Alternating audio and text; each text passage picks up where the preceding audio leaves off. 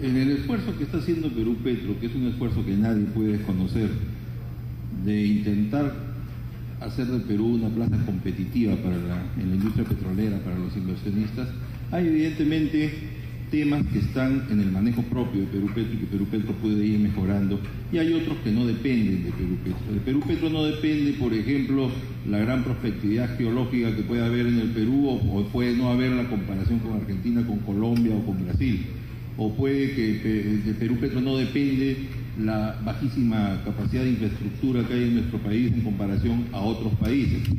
Lo que sí corresponde hacer a Perú Petro, por ejemplo, es hacer ajustes dentro de lo que es su competencia, por ejemplo, en el modelo del contrato. Es verdad que el modelo del contrato ha mejorado muchísimo desde la década del 70, cuando se hizo el modelo peruano, a lo que es ahora el modelo del contrato. Sin embargo, yo sigo pensando que hay ahí algunas cositas que hacer, ajustes que yo me permito alcanzar como sugerencias.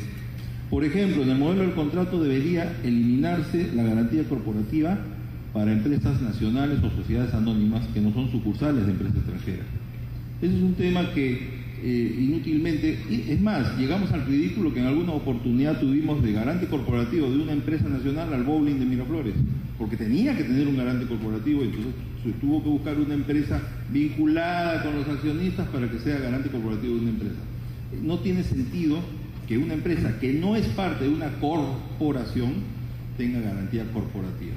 Otro elemento que podría eliminarse también en el modelo del contrato es las fianzas bancarias para los contratos de explotación. La ley se refiere a fianzas bancarias para contratos de exploración. En Petroperú asumimos la costumbre, digo esto porque yo trabajaba en contratación en Petroperú hace más de 20 años, asumimos la costumbre de que en los contratos de explotación también exigíamos fianza bancaria, pero es absurdo exigir un contrato que tiene reservas que le estamos entregando a un contratista, reservas de petróleo sobre todo. Pues un contrato de explotación de gas puede tener sentido porque el gas, a diferencia del petróleo, sí necesita mercado para poder desarrollarse. En cambio el petróleo, si yo encontré petróleo lo voy a vender sí o sí. Entonces no tiene sentido exigir fianzas bancarias para contratos de explotación, sí para contratos de exploración. Otro elemento que sí me preocupa y que de repente muy pocos han recapacitado es el acápite 11.4 que tiene el modelo del contrato. Y hay un tipo de cambio para agricultura, un tipo de cambio para educación, un tipo de cambio para minería, un tipo de cambio, en fin. El más alto respecto al dólar es que le vamos a aplicar a las petroleras.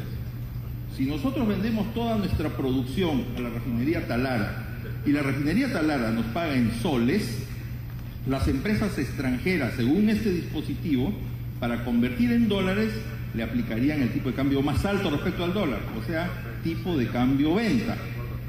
Si el tipo de cambio venta es $3 y el tipo de cambio compra es $2.80, él compraría dólares a 3 soles. Por consiguiente tendría menos dólares. Eso a nadie le ha preocupado hasta ahora, porque tenemos 20 años de relativa estabilidad económica, monetaria, no hay problema. Pero ¿qué pasa si un contrato de 30 años? ¿Qué pasa si dentro de 15 años cambia la situación? Esto, digo y repito, no es una cláusula que redacta Perú Petro, es una cláusula que trae ya redactada el Banco Central de Reservas y la incorpora al contrato. Y el Banco Central de Reservas dice, por mandato de mi ley orgánica, esta es la cláusula que he aprobado yo y la vas a incorporar tal cual está. Pero yo creo que el Poder Ejecutivo de alguna manera tendría que conseguir que ese acápite se modificara.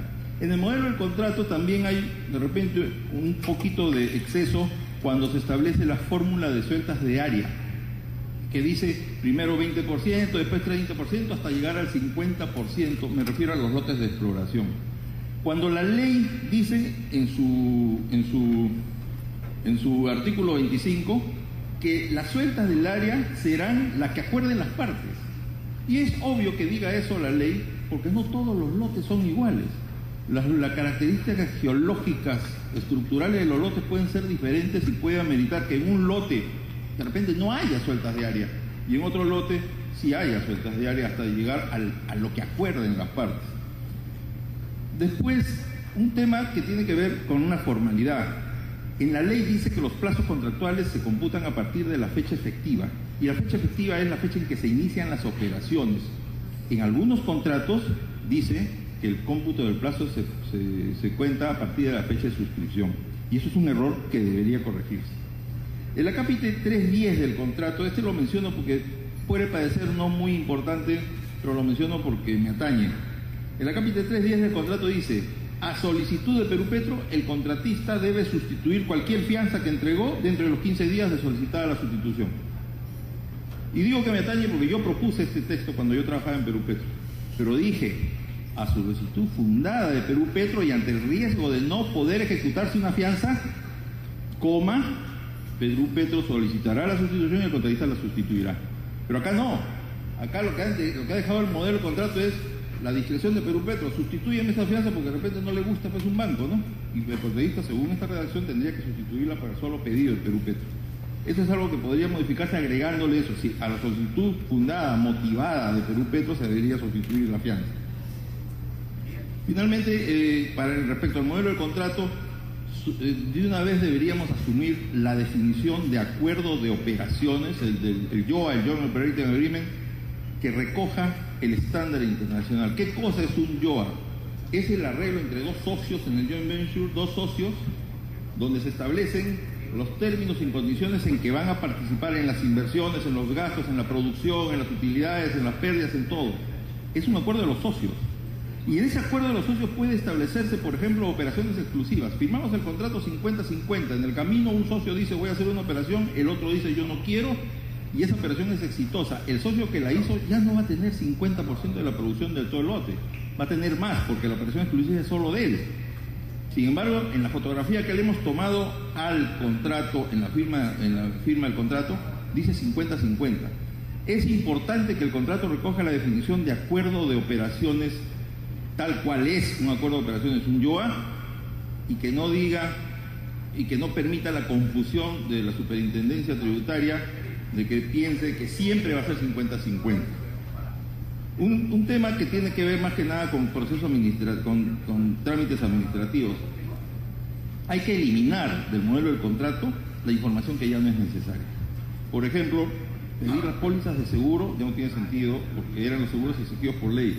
Pedir la información, la lista del personal del contratista y de sus subcontratistas. Eso se pedía en el año 70 porque en las empresas que trabajaban en la Selva Norte y en Tumbes y Piura se corría o se temía, porque esta información incluso en el modelo antiguo decía: y esa información será remitida al Comando Conjunto de la Fuerza Armada, porque era evidente que nuestras relaciones con el Ecuador no eran muy buenas y se pedía la información del personal para que Petroperú y el Comando Conjunto expulgaran a todos los que estaban trabajando, extranjeros que estaban trabajando para una empresa.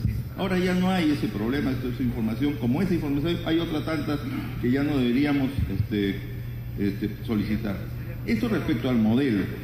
Respecto a lo que acaba de denunciar el ingeniero Ortiz, la prórroga de los contratos de Talara, que es una buena noticia. Yo lo felicito al ingeniero Ortigas. En alguna oportunidad en una entrevista de televisión yo exalté la valentía del ingeniero Ortigas contra el ruido que se había hecho sobre esta posibilidad y tomó la decisión más sabia, más inteligente de extender los 10 años porque la producción de petróleo de estos lotes estaba yendo en picada y evidentemente por falta de perforación, por falta de retrabajos. El tema de las próximas licitaciones, yo insisto, y es mi opinión, las licitaciones deben hacerse por oferta técnica. Gana el que ofrezca más pozos exploratorios. Así podemos llegar a los 40 pozos que queremos todos. Y la regalía debe ser solo un sistema de regalía que comience con 5% y que termine con 30, 40 o 50, de manera tal de que si el hallazgo es pobre, pagará 5%, pero producirá. Y si el hallazgo es rico, pagará 50, 30, lo que fuera, pero producirá. Y un sistema de regalías que garantice yacimiento por yacimiento.